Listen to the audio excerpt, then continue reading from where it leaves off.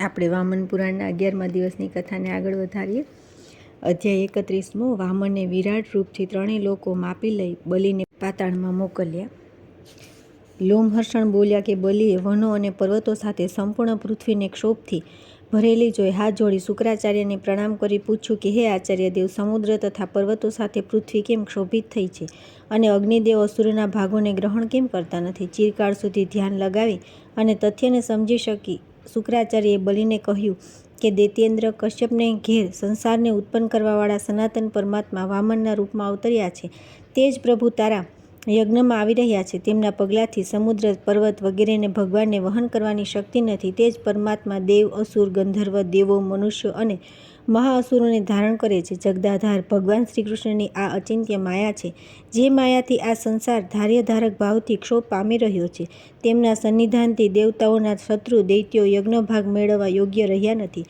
તેથી ત્રણેય અગ્નિદેવ પણ અસુરોનો ભાગ ગ્રહણ કરતા નથી. શુક્રાચાર્યની વાત સાંભળી બલિના રૂવાડા ઊભા થઈ ગયા. તે પછી બલિએ શુક્રાચાર્યને કહ્યું. બલિ બોલ્યા, બ્રહ્મન, હું ધન્ય અને કૃતકૃત્ય થઈ ગયો, કારણ કે સ્વયં યજ્ઞપતિ મારા યજ્ઞમાં પધારી રહ્યા છે. મારાથી શ્રેષ્ઠ બીજો કયો પુરુષ શ્રેષ્ઠ છે?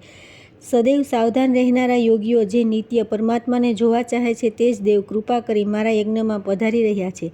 આચાર્ય, મારે જે કરવા યોગ્ય હોય તેનો મને આદેશ કરો. શુક્રાચાર્ય બોલ્યા કે હે અસુર, વેદોનું વિધાન છે કે યજ્ઞભાગના ભોગતા દેવતા છે, પરંતુ તે યજ્ઞભાગના ભોગતા દાનવોને બનાવી દીધા છે. તે વેદ વિધાનનું જીવન ઉલ્લંઘન કર્યું છે. તે જ દેવ સત્વગુણનો આશ્રય લે વિશ્વના સર્જન, પાલન અને જીવોનો અંત પણ કરે છે. વિષ્ણુ સ્થિતિના કાર્યમાં કલ્યાણમય મર્યાદાના સ્થાપનમાં તત્પર થઈ ગયા છે. તેથી તમારે નિશ્ચય બંદી થવું પડશે. હે મહાભાગ, તેના પર વિચાર કરી તમારા મનમાં જેવી ઈચ્છા હોય તેમ કરો. દૈત્યપતિ, તમે થોડી પણ વસ્તુ તેમને આપવાની પ્રતિજ્ઞા ન કરશો. વ્યર્થ, કોમળ અને મધુર વાતો કરજો. કૃતકૃત્ય તથા દેવતાઓનું કાર્ય પૂરું કરનારા તથા દેવતાઓના ઐશ્વર્ય માટે પ્રયત્નશીલ ભગવાન શ્રી કૃષ્ણ યાચના કરે ત્યારે હું દેવતાઓ માટે પૂરતું ધન આપીશ એવું કહેજો. બલિ બોલ્યો કે બ્રહ્મન, હું કોઈ મારી પાસે યાચના કરે ત્યારે નથી એવું કઈ રીતે કહી શકું? તો પછી સંસારના સર્વ પાપોનો નાશ કરનાર તે દેવને તો કઈ રીતે ના કહી શકું? વિવિધ પ્રકારના વ્રતો અને ઉપવાસોથી જે પરમેશ્વર પ્રાપ્ત કરવા યોગ્ય છે તે જ ગોવિંદ મને આપ એવું કહેશે તો તેનાથી ચઢિયાતું ભાગ્ય મારા માટે ક્યું હોઈ શકે? જેમને માટે 10 શોધ, સમ, શૌચ વગેરે ગુણોથી યુક્ત લોકો યજ્ઞીય ઉપકરણો તથા સંપત્તિ ખર્ચી યજ્ઞ કરે છે, તે જ યજ્ઞેશ જો મને આપ એમ કહેશે તો મારા કરેલા સર્વ કર્મ સફળ થઈ ગયા અને મારું તપ તશ્ચરણ સફળ થઈ ગયું, કારણ કે વિશ્વના સ્વામી સ્વયં મને આપ એમ કહેશે. ગુરુદેવ, શું આપણે ઘેર યાચક રૂપમાં આવેલા પરમેશ્વરને નથી એવું કહેવું? ભલે હું પ્રાણનો ત્યાગ કરી દઈશ, પરંતુ કોઈ પણ યાચક મનુષ્યને નથી એવું નથી કહી શકું. બીજાએ પણ યાચના કરી હોય ત્યારે પણ મેં નથી કહ્યું નથી. તો આજે મારા ઘરે સ્વયં પૂર્ણ પરમેશ્વર આવશે ત્યારે નથી એવું કેવી રીતે કહી શકીશ? દાનને કારણે જો કઠિનાઈ આવે તો તેને વીર પુરુષ પ્રશંસનીય માને છે, કારણ કે દાનનું મહત્ત્વ તેનાથી પણ વધુ થઈ જાય છે.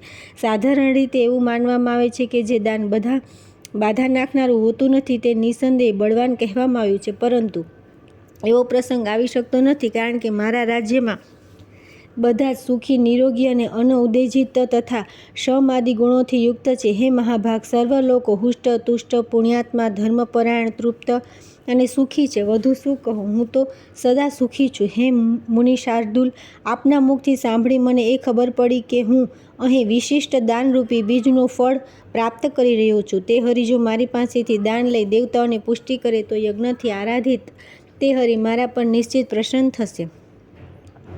જો શ્રેષ્ઠ બીજ મહાન પાત્ર પૂજ્ય જનાર્દનને મળી જાય તો પછી મને શું ન મળ્યું? ચોક્કસ મારું આ દાન વિશિષ્ટ ગુણોવાળું છે અને દેવતા મારી ઉપર પ્રસન્ન છે. દાનના ઉપયોગની સરખામણીમાં દાન દેવું તે 100 ગણું સુખદાયી માનવામાં આવ્યું છે. યજ્ઞથી પૂજાયેલા શ્રીહરિ સાચે જ મારી ઉપર પ્રસન્ન છે. તેથી તો નિસંદેહ મને દર્શન દઈ મારું કલ્યાણ કરનારા તે પ્રભુ આવી રહ્યા છે એ ચોક્કસ છે. દેવતાઓના દેવભાગમાં રૂકાવટ થવાથી તે ક્રોધવશ મારો વધ કરવા પણ આવી રહ્યા હોય તો પણ તે અચ્યુતના હાથે થનારો મારો વધ પણ પ્રશંસનીય જ થશે. મુનિશ્રેષ્ઠ, આમ સમજીને જ્યારે ગોવિંદ અહીં પધારે ત્યારે મારા દાનમાં વિઘ્ન નાખશો નહીં. લોમહર્ષણ બોલ્યા કે મુનિઓ, શુક્રાચાર્ય અને બલિ આમ વાતચીત ચાલતી હતી તેવામાં જ સર્વદેવમય અચિંત્ય ભગવાન પોતાની માયાથી વામન રૂપ ધારણ કરી ત્યાં પહોંચી ગયા. તે પ્રભુને યજ્ઞસ્થાનમાં ઉપસ્થિત જોઈ દૈત્યો તેમના પ્રભાવથી અશાંત અને તીવ્ર તેજથી રહિત થઈ ગયા. તે મહાયજ્ઞમાં ઉપસ્થિત વસિષ્ઠ, વિશ્વામિત્ર, ગર્ગ અને અન્ય શ્રેષ્ઠ મુનિજન પોતપોતાના જપ કરવા લાગ્યા. બલિએ પણ પોતાના જન્મને સફળ માણ્યો, પરંતુ તે પછી અહીં ખળભળાટ થઈ ગયો અને સંક્ષુબ્ધ હોવાથી કોઈ કંઈ બોલ્યું નહીં.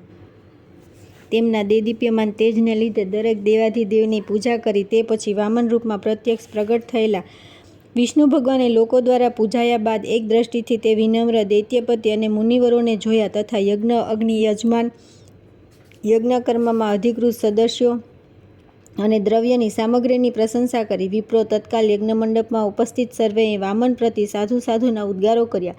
તે સમયે હર્ષમાં વિવળ થઈને મહાસુર બલિએ અર્ઘ લીધો અને ગોવિંદની પૂજા કરીને તેમને કહ્યું. બલિ બોલ્યા કે હે વામનદેવ, અનંત સુવર્ણ રત્નો, હાથી, ઘોડા, સ્ત્રીઓ, વસ્ત્ર, આભૂષણ, ગાયો અને ગ્રામ સમૂહ એ બધી વસ્તુઓ સમસ્ત પૃથ્વી અથવા આપની જે અભિલાષા હોય તે હું આપું છું. આપ આપનું અભિષ્ટ બતાવો. મને પ્રિય લાગનારા સર્વ અર્થ આપના માટે છે. શ્રી વામન બોલ્યા કે રાજન, અગ્નિશાળા માટે 3 પગ ભૂમિ આપો. સુવર્ણ વગેરે તેની ઈચ્છાવાળા યાચકોને આપજો. બલિ બોલ્યા કે પ્રભુ, 3 પગ ભૂમિથી આપનો શું સ્વાર્થ સિદ્ધ થશે?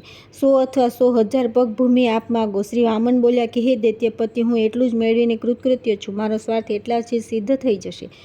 આપ અન્ય યાચકોને તેમની ઈચ્છા પ્રમાણે આપજો. લોમહર્ષણ બોલ્યા કે બ્રાહ્મણો મહાત્મા વામનની એ વાણી સાંભળી બલિએ તેમને 3 પગ ભૂમિ આપવાનું વચન આપ્યું. દાન દેવા માટે હાથ પર જળ પડતા જ વામન અવામન વિરાટ બની ગયા. તત્ક્ષણ તેમણે તેમને પોતાનું સર્વદેવમય સ્વરૂપ બતાવ્યું. ચંદ્ર અને સૂર્ય તેમના 2 નેત્ર, આકાશ, શિર, પૃથ્વી, બંને ચરણ, પિશાચ પગની આંગળીઓ અને ગુહ્ય કુબેરના ભંડારનો રક્ષક અને દેવજાતિ હાથોની આંગળીઓ હતા. ઢીંચણોમાં વિશ્વદેવો, જંઘાઓમાં સાધ્યગણ, નખોમાં યક્ષ, રેખાઓમાં અપ્સરાઓ, દ્રષ્ટિમાં નક્ષત્રો હતા.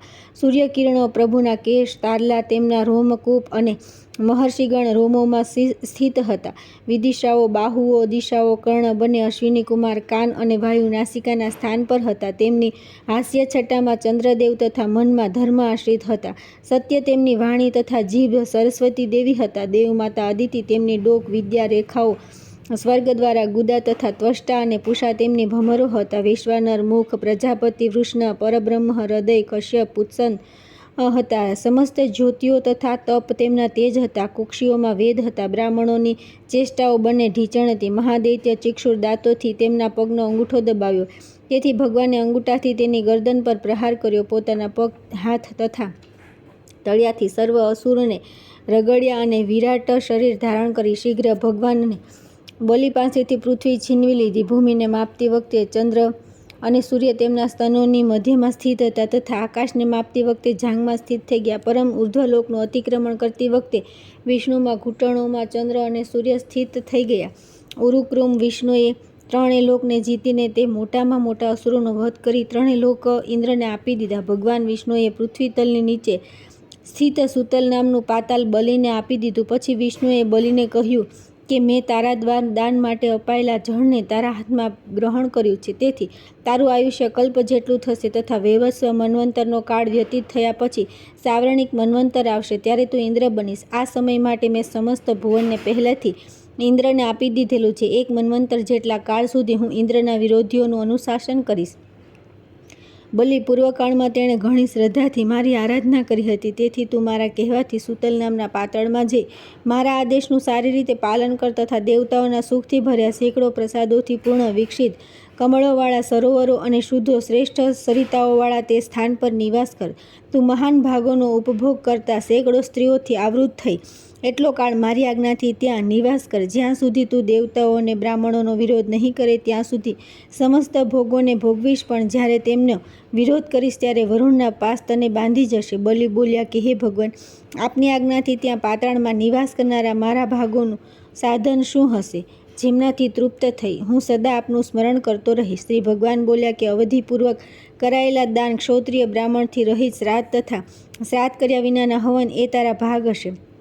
દક્ષિણા રહિત યજ્ઞ, અવધિપૂર્વક કરેલા કર્મ, વ્રત રહિત અધ્યયન અને ફળ પ્રદાન કરશે. હે બલિ, જળ વિના કરાયેલી પૂજા, કુશ વિના કરાયેલી ક્રિયા, ઘી વિના કરાયેલા હવન તને ફળ આપશે. આ સ્થાનનો આશ્રય કરીને જે મનુષ્ય કોઈ પણ ક્રિયા કરશે તેમાં કદાપી અસુરોનો અધિકાર નહીં હોય. અત્યંત પવિત્ર જ્યેષ્ઠાશ્રમ તથા વિષ્ણુપદ સરોવરમાં જે શ્રાદ્ધ, દાન, વ્રત કે નિયમ પાલન કરશે તથા વિધિ કે અવધિપૂર્વક જે કોઈ ક્રિયા ત્યાં કરવામાં આવશે તેના માટે તે સર્વ નિસંદેહ અક્ષય ફળદાયી થશે. જે મનુષ્ય જ્યેષ્ઠ માસમાં શુક્લ પક્ષમાં એકાદશીના દિવસે ઉપવાસ કરી દ્વાદશીના દિવસે વિષ્ણુપદ નામના સરોવરમાં સ્નાન કરી વામનનું દર્શન કર્યા પછી યથાશક્તિ દાન દેશે તે પરમપદને પ્રાપ્ત કરશે. લોમહર્ષણ બોલ્યા કે ભગવાન તે સર્વવ્યાપી રૂપથી બલીને આ વરદાન તથા ઇન્દ્રને સ્વર્ગ આપી અંતર્હિત થઈ ગયા. ત્યારથી બળવાન ઇન્દ્ર પહેલાંની માફક ત્રણેય લોકનું શાસન કરવા લાગ્યા અને બલિ સર્વદા પાતાળમાં નિવાસ કરવા લાગ્યા. આ રીતે ભગવાન વામનનું ઉત્તમ મહાત્મ્ય કહેવામાં આવ્યું છે.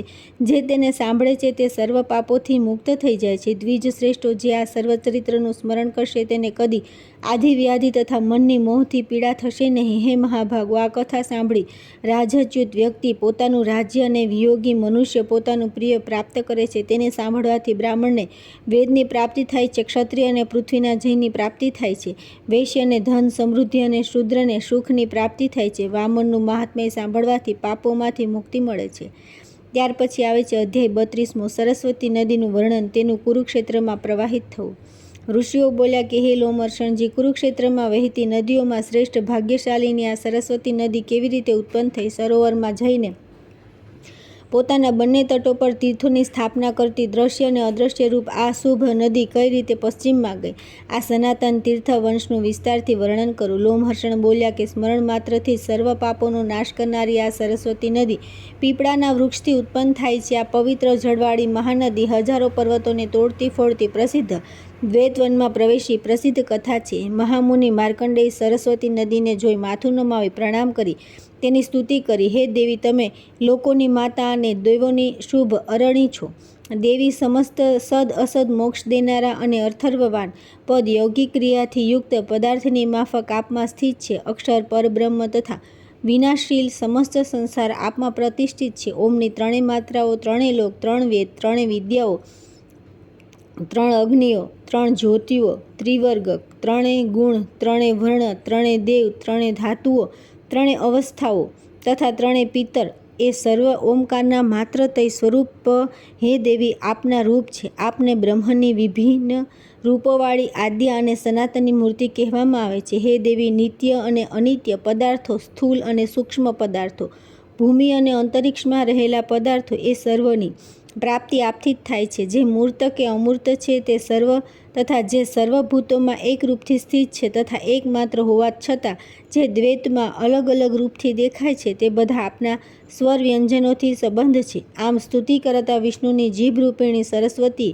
મહાત્મા માર્કંડેયને કહ્યું કે હે વિપ્ર, તમે મને જ્યાં લઈ જશો ત્યાં હું આળસ છોડીને ચાલી જઈશ. માર્કંડેયજી બોલ્યા કે આરંભમાં તેનું પવિત્ર નામ બ્રહ્મસર હતું, પછી રામહત થયું તથા તે પછી કુરુ ઋષિ દ્વારા કુષ્ઠ થવાથી કુરુક્ષેત્ર કહેવાવા લાગ્યું. તેના મધ્યમાં અત્યંત પવિત્ર જળવાળી ઊંડી સરસ્વતી પ્રવાહિત થાઓ. ત્યાર પછી આવે છે અધ્યાય 33મો, કુરુક્ષેત્રમાં નિવાસ કરવાનું મહાત્મ્ય. લોમહર્ષણ બોલ્યા કે બુદ્ધિમાન માર્કંડેય ઋષિના આ વચનો સાંભળી પ્રવાહથી ભરેલી સરસ્વતી નદી કુરુક્ષેત્રમાં પ્રવેશી. તે પવિત્ર જળવાળી સરસ્વતી નદી ત્યાં રંતુકમાં જઈને કુરુક્ષેત્રને જળથી તરબોળ કરી પશ્ચિમ દિશામાં ચાલી ગઈ. કુરુક્ષેત્રમાં હજારો તીર્થ ઋષિઓથી સંવિત છે. બ્રહ્માની કૃપાથી હું તેમનું વર્ણન કરીશ. પાપીઓ માટે પણ તીર્થોનું સ્મરણ પુણ્યદાયક, તેમનું દર્શન પાપનાશક અને સ્નાન મુક્તિદાયક કહેવાયું છે. તો પુણ્યશાળીઓ માટે તો શું કહેવું? જે શ્રદ્ધાપૂર્વક તીર્થોનું સ્મરણ કરે છે અને તેમાં સ્નાન કરે છે તથા દેવતાઓને પ્રસન્ન કરે છે તે મોક્ષ પ્રાપ્ત કરે છે. મનુષ્ય અપવિત્ર હોય કે પવિત્ર અથવા કોઈ પણ અવસ્થામાં પડેલો હોય પણ જો તે કુરુક્ષેત્રનું સ્મરણ કરે તો તે બહારથી તથા અંદરથી દરેક પ્રકારે પવિત્ર થઈ જાય છે. કુરુક્ષેત્રમાં જઈશ અને હું કુરુક્ષેત્રમાં નિવાસ કરીશ એવું વચન કહેવાથી પણ મનુષ્ય સર્વ પાપોથી મુક્ત થઈ જાય છે. માનવો માટે બ્રહ્મજ્ઞાન, ગાયમાં શ્રાદ્ધ, ગાયોની રક્ષામાં મૃત્યુ અને કુરુક્ષેત્રમાં નિવાસ એ 4 પ્રકારની મુક્તિ કહેવામાં આવી છે. સરસ્વતી અને વૃષદવતી એ બે દેવ નદીઓની વચ્ચે દેવ નિર્મિત દેશને બ્રહ્માવર્ત કહે છે. દૂર દેશમાં રહીને પણ જે મનુષ્ય હું કુરુક્ષેત્ર જઈશ ત્યાં નિવાસ કરીશ એ પ્રકારે નિરંતર મનમાં સંકલ્પ કરે છે તે પણ સર્વ પાપોથી છૂટી જાય છે. ત્યાં સરસ્વતીના તટ પર રહેતા સરોવરમાં સ્નાન કરનારા મનુષ્યને નિશ્ચિત બ્રહ્મજ્ઞાન ઉત્પન્ન થઈ જાય છે. દેવતા, ઋષિ અને સિદ્ધિ લોકો સદા કુરુમંગલ તીર્થનું સેવન કરે છે. તે તીર્થનું નિત્ય સેવન કરવાથી મનુષ્ય પોતાની અંદર બ્રહ્મનું દર્શન કરે છે. જે કોઈ પાપી ચંચળ માનવ જીવન મેળવીને જીતેન્દ્રિય થઈ મોક્ષ પ્રાપ્ત કરવાની કામનાથી ત્યાં નિવાસ કરે છે, તે અનેક જન્મોના પાપોથી છૂટી જાય છે તથા પોતાના હૃદયમાં રહેનારા નિર્મળ દેવ સનાતન બ્રહ્મનું દર્શન કરે છે. જે મનુષ્ય બ્રહ્મવેદી કુરુક્ષેત્ર તથા પવિત્ર સન્નિહિત સરોવરનું સદા સેવન કરે છે, ત્યાં રહે છે, તે પરમપદને પામે છે. સમય આવતા ગ્રહ, નક્ષત્ર અને તારાઓને પણ પતનનો ભય હોય છે, પરંતુ કુરુક્ષેત્રમાં મરનારનું કદી પતન થતું નથી. બ્રહ્માદિ દેવતા, ઋષિ, સિદ્ધ, ચારણ, ગંધર્વ, અપ્સરાઓ અને યક્ષ ઉત્તમ સ્થાનની પ્રાપ્તિ માટે કુરુક્ષેત્રમાં નિવાસ કરે છે. જ્યાં સ્થાણુ નામના મહાસરોવરમાં શ્રદ્ધાપૂર્વક સ્નાન કરવાથી મનુષ્ય નિઃસંદેહ મનોવાંછિત ફળ પ્રાપ્ત કરે છે. નિયમપરાયણ થઈને સરોવરની પ્રદક્ષિણા કરી રંતુકમાં જઈ વારંવાર ક્ષમા પ્રાર્થના કર્યા પછી સરસ્વતી નદીમાં સ્નાન કરી યક્ષનું દર્શન કરે અને તેને પ્રણામ કરે તથા પુષ્પ, ધૂપ તથા નૈવેદ્ય આપી એમ કહે કે હે યક્ષેન્દ્ર, આપની કૃપાથી હું વનો, નદીઓ અને તીર્થોમાં ભ્રમણ કરીશ. તેને આપ સદા વિઘ્નરહિત કરો. આગળની કથા આવતીકાલે કરીશું.